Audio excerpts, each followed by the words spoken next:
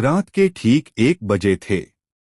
जोर की बारिश हो रही थी, ऐसी बारिश जो सड़क की लाइटों को धुंधला कर दे और इंसान को और ज्यादा अकेला महसूस कराए।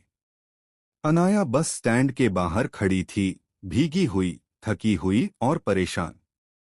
आखिरी बस निकल चुकी थी, कैब कोई स्वीकार नहीं कर रहा था और शहर उस वक्त अजनबी सा लग रहा था। उसने मजबूरी में फोन निकाला और आसपास होटल खोजने लगी। ज्यादातर या तो फुल थे या उसकी औकात से बाहर। तभी स्क्रीन पर एक नाम उभरा, द हॉलो स्टे। नाम पढ़ते ही उसे अजीब सा झटका लगा, जैसे किसी खाली चीज का नाम हो। होटल की तस्वीरें साफ नहीं थीं, रिव्यू बहुत कम थे, फिर भी बारिश और रात की मजबूरी ने उसे सोचने का मौका नहीं दिया। उसने बुक कर दिया। मैप उसे शहर के उस हिस्से में ले गया जहां सड़कें सुनसान थीं। होटल की इमारत पुरानी थी, बाहर लगा बोर्ड आधा जला हुआ, नाम ठीक से पढ़ा भी नहीं जा रहा था। अंदर घुसते ही हवा भारी लगने लगी, जैसे वहां हवा नहीं बल्कि सन्नाटा भरा हो। रिसेप्शन पर एक आदमी खड़ा था, शायद मैनेजर। उसके चेहरे पर कोई भाव नहीं था, न मुस्कान न थकान। अनाया ने अपना नाम बताया। उसने स्क्रीन देखे बिना कहा, बुकिंग हो चुकी है। आवाज सपाट थी। अनाया ने हल्के से कहा, होटल का नाम थोड़ा अजीब है। आदमी ने बिना देखे जवाब दिया, लोग नाम से नहीं, जगह से रुकते हैं। फिर चाबी आगे बढ़ा दी, कमरा 707। लिफ्ट के शीशे में अनाया की परछाई सामान्य दिख रही थी, लेकिन आंखों में कुछ बदला हुआ था। 7वीं मंजिल पर पहुंचते ही कॉरिडोर बहुत ज्यादा शांत था। कालीन इतना मुलायम था कि उसके कदमों की आवाज भी गायब हो रही थी। कमरा 707 खोलते ही हवा गर्म हो गई, लगभग निजी सी।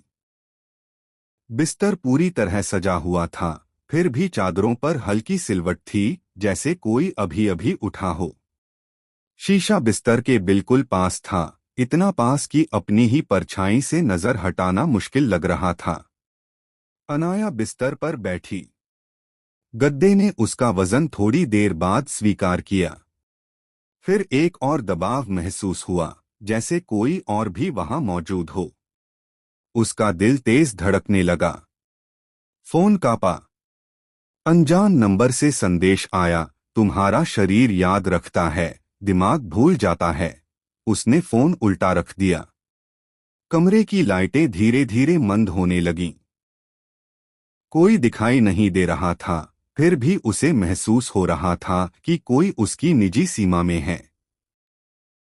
उसके कान के पास सांस जैसी अनुभूति हुई।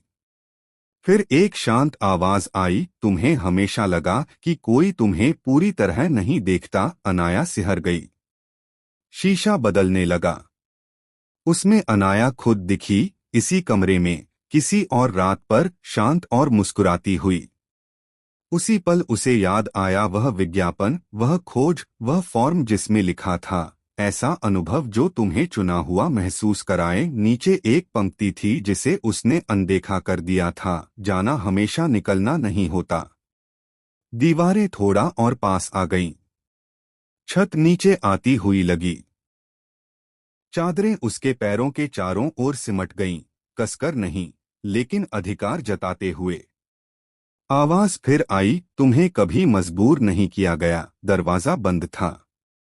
फोन पर अपने आप लिखा गया, सहमति हमेशा शोर नहीं करती, वह रह जाती है।